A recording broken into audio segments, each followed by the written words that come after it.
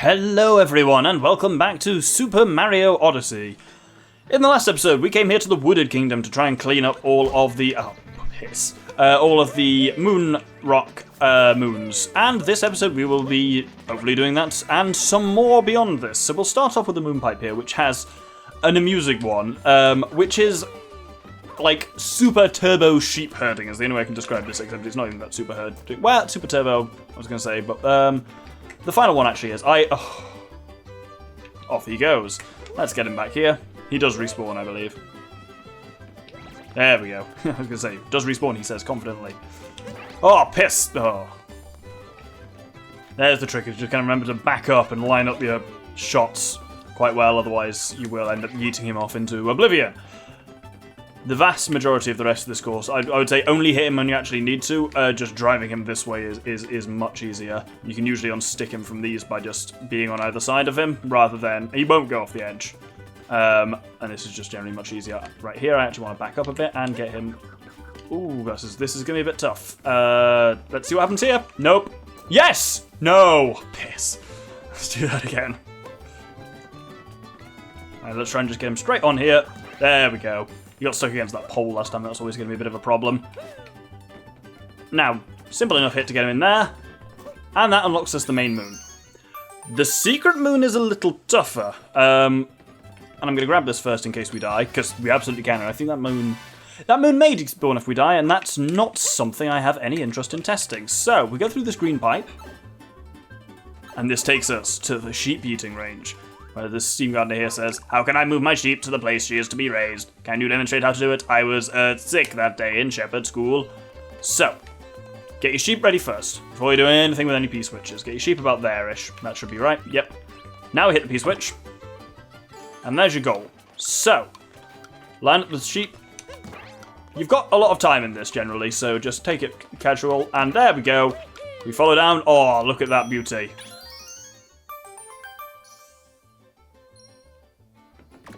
With that, we've done our sheep herding above the clouds, so let's head back outside and we're going to head up to the observation deck where Glydon is. Got a lot of stuff to get with Glydon. So we want to start by capturing Glydon, and see down there ahead of us is a box.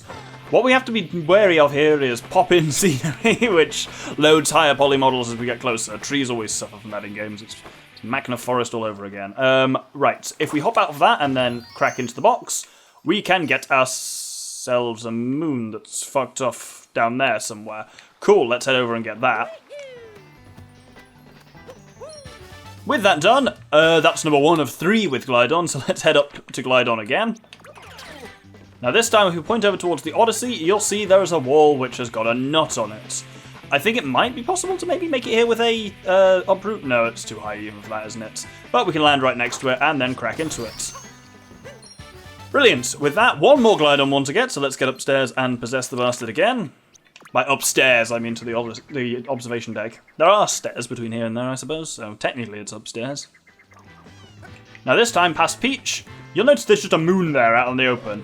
And you've got to try and hit this, and it's a bit of a finesse with Glydon to actually hit a mid-air target like that, and you will almost certainly die if you mess it up, but I think I got it. There we go. With that, we should hopefully be able to hook around a little bit and go to where I want to go. Actually, we don't even need to do that. We can do some cool circling here.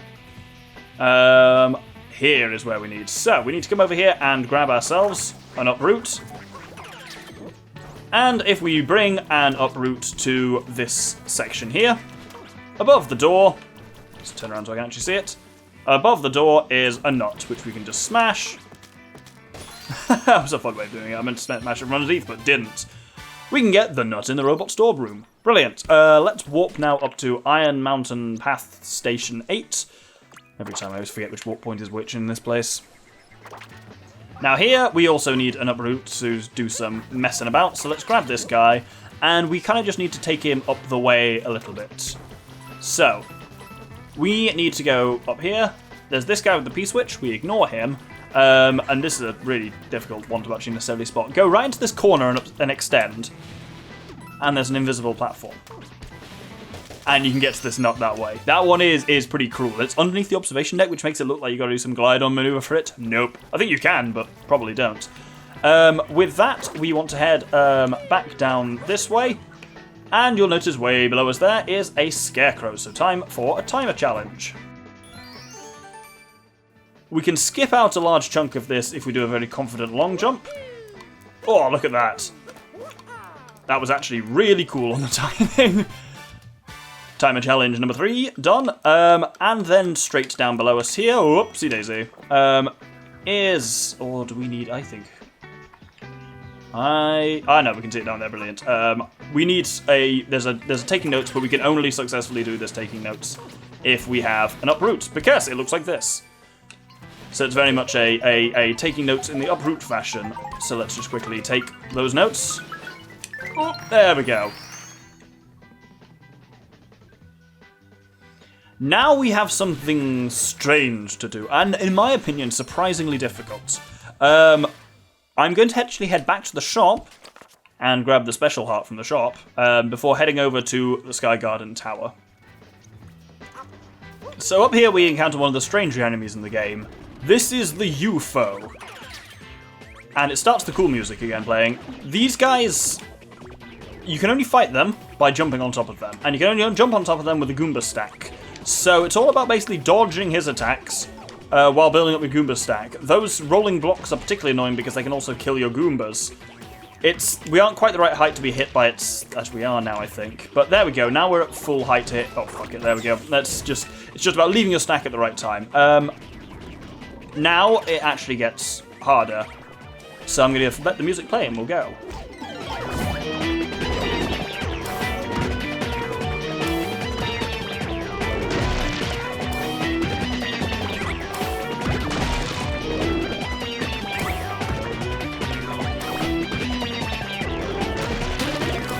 Ooh, oh, well, it was still technically unlocked, I suppose. Oh, if I can grab this last Goomba, I think we're all right. That should be all I need in the stack. Oh, we're fine. Ugh. So yeah, a little mini-boss fight there, which was surprising when I first did this. Time now to do another secret level that we should recognise from the Dark Side. So technically all the Dark Side ones are some kind of remix. There's the Yoshi ones and then the Capless remixes. But it's just that we'd already done the Yoshi levels, whereas we hadn't done the Capless ones first anyway. Let's head over to the Secret Flower Field entrance. And if we turn straight around, there is a moon pipe here. And yes, it's the invisible road that gave me a lot of shit. Yeah, I finally completed it to find that people may have noticed it. Well, they very much hope you noticed it because I directly pointed it out. But I got to the end of this and successfully completed it to learn that my capture had failed. So then I just had to re-record it and then get the fake moon and pretend I was getting the real moon. I was tempted to use this bit for it on another file. All sorts of stuff got complicated. I was like, fuck it, I'll just pretend it. Which was a bit of a shame. Because the time I actually did it on the recording was really cool. I did some mad triple jump flipping stuff. But as you can see, because of all the time I've spent doing that one, I know exactly where the path is here. And these guys, obviously, much easier to fight when you've got Cappy, shockingly, like almost everything else in the game. Look at that, what a pro I am.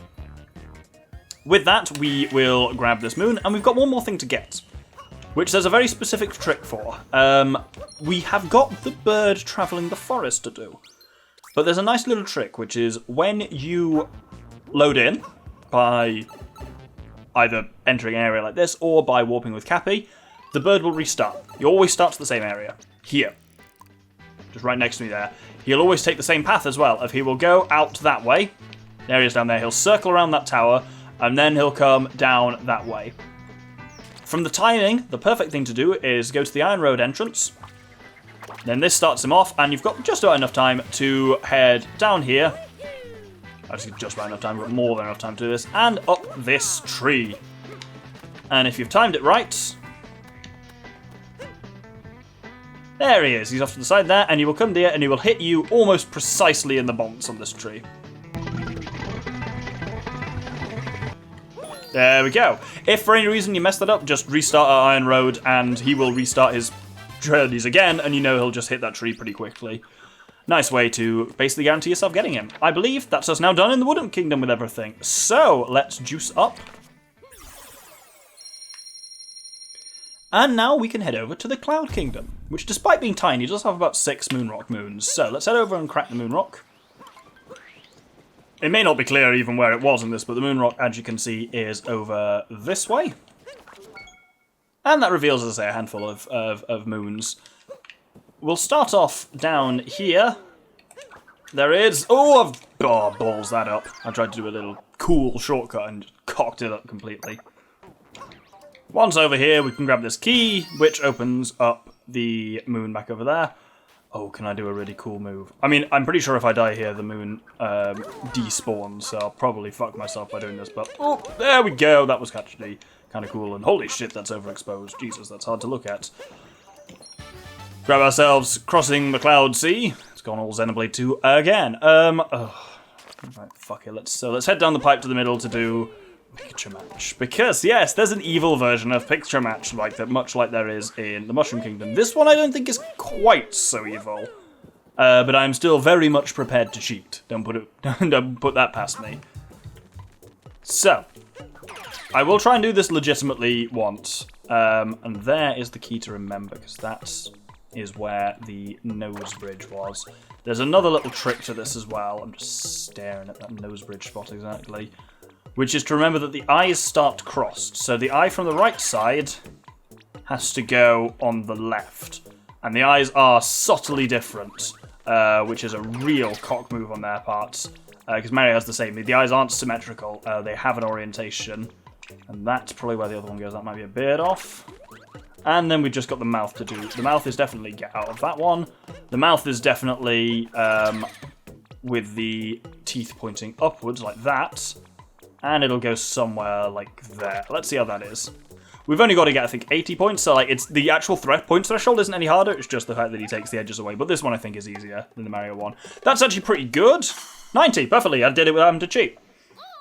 Yeah, the Mario one is just, he's harsher on the scoring, and also there's just fewer reference points. Whereas there, if you just kind of stare at where that nubbin in his like forehead is, you can position most of it relative to there, it's just knowing that the eyebrow that starts on the left always goes to the right, and same with the eyes, and then vice versa for the other side, so there we go. Here, with that done, we now have a moon pipe, so this leads to a very small but cool secret area. So, this is the Puzzle Cube. And it's basically 5 retro levels, each of which has a moon shard in it. I do really enjoy like the retro wall thing. I really like... It's cool to filter like 2D platforming into a 3D platformer. And I also like the way they interact it with the 3D world. That you have like the fact that you can go between it and that certain enemies can and stuff like that is just very cool. And just that it's like the design on this is exactly the same as your standard 2D Mario, which is just very cool. Let's skip over that. And I do like that the costumes render as well, because I've got the ridiculous dress now in this. Right here is actually where the secret is, because this is a secret, a little secret level, so it always has a second moon. This one is up here. And this feels very old school Mario as well, it's quite nice. I need to make sure I don't get killed by fuzzies, because fuzzies can be real bastards. Let's just wait here. There we go. The sick face. And with that, we can just proceed round to the end of it. I think this will also probably end up being a bit of a smaller episode, but quite frankly, after some of the fucking oh god, this is some nonsense. There we go. I forgot that we were upside down for that. Let's get the final one. Yeah, after some longer episodes with the various mini-games in and stuff like that, I think perhaps some shorter episodes are not a bad thing. And I think just, yeah, my timings are a bit off for these, because I think I am rattling through them slightly faster than I was expecting when I made my notes long ago. So, with that, let's head back out to the Cloud Kingdom itself, where there's a couple more to get. So, you can see these platforms here. There's one out to the east and one out to the west. Both of them have a daft bouncing thing on it. You'll see what I mean in a second. So let's head out to this one first. Oh, balls, let's balls! Oh, balls, let's balls. I'm so articulate as ever. So, when you're on these platforms, ground pounds will send them into the air. From here, we just need to cross to the moon. I can try... do it, aren't I? Yep, there was absolutely no need for that, but I can do it again there because I'm impatient. Is the only reason I'm doing that, and it's just not worth it. Especially when you've got a control with notches in, so moving at 90 degrees angles is really straightforward. Let's try that again. Now, genuinely, for this last section, I recommend putting the camera on its side like this, because it's really easy to judge that jump to the moon improperly when you're going directly away from the camera. So that gets us high, high above the clouds. We now want to go over to this side, and we have a similar kind of affair, that we can jump and get to a kind of bouncing platform. But this one's actually can be surprisingly tough. You'll see what I mean. When we ground pound on it, it takes us up to a taking notes. We got 4 shots to hit. There's one. Didn't get the 2. So there's 2 there, and then we can need to get another one on the left on the way up. Oh shit, we timed this badly. Right, let's see if we can get... There we go. Might just be able to get this one. Oh, there we go. At least the timing is actually generous on that one to account for the slight difficulty of it. Let's grab that moon, and we are almost done. Got 2 things to get. First off, there's a moon marked there. On this crescent moon, I guess, or is that a gibbous moon? Hard to tell. But you can light this up perfectly using the compass in the top right. It's about there. There we go. And finally, you know, I just pointed out that that's a gibbous moon. Well, it's a moon either way. And there are the faces of the moon around this arena. And this is one of the tougher ones of our dark arts, because it gives us this. Not obvious where that points to at all, but it is actually here. So it's the one at kind of the 9 o'clock position, which is actually the one over here, I believe it is, due to the west. We ground pound dead in the middle of it. He says, confidently. Right, I've been ground pounding for a while and it ain't working, so let's check again. So it needs to be that kind of shape. So we need full moon at the top, no, full moon at the bottom, new moon at the top, and then it's to the right from there. So, is this even the right one? So, the full moon is the one that Peach is on, which means the new moon is that one. So, it's actually this one to the right here. I remember there being something shitey like that. Yeah, so it's not actually the one in the position... It's rotated on the dark arts. I was just doing it on that one, but it's actually... The dark arts shows it with this one at the top and that one at the bottom. God, that is evil, that dark art. And it's like, you spend so little time in the Cloud Kingdom, there's no... You might just look at that and just be like, where is that? Rather than thinking, oh yes, I know where that is. And there's not much of a hint to give it away other than like the phase of the moon. I thought it might be somewhere much smaller, like where each one of those things is like ground pound sized. Anyway, I think that is us, done in the Cloud Kingdom. A very small kingdom, much like the Ruin Kingdom. It has a moon rock, but without a huge deal of stuff in it. So... Well, hopefully this can take me back to the Odyssey, otherwise it's going to be annoying. Absolutely not. Right, let's warp over to the Odyssey, I guess. Because those steps aren't really designed to be climbed down. And we will end with juicing up from the Cloud Kingdom, and we'll hold it there. So thank you everyone for watching. Next episode we are going to go through to the Lost Kingdom and hopefully take a good chunk out of the Metro Kingdom. Hope you'll join me then. Thank you very much, and good day.